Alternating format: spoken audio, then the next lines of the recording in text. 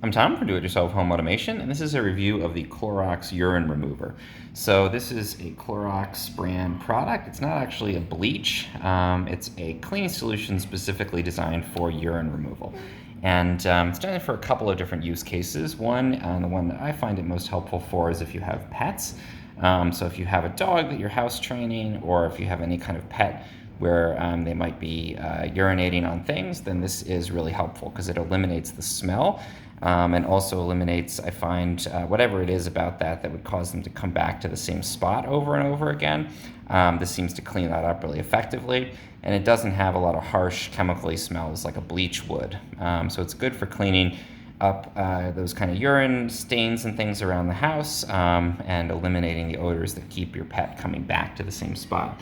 People also use it for a commercial context, so cleaning up restrooms and that kind of thing. And you can see here it works on a bunch of different surfaces. So it'll work on tile, works really well for that, on floors. Test it before you use it on your laminate or hardwood floor. But tile works well, and I find it also works on fabric and carpets too. So a really good solution when you don't want to have to use bleach, but you want to be able to clean up, especially pet urine. This Clorox urine remover, a really good solution.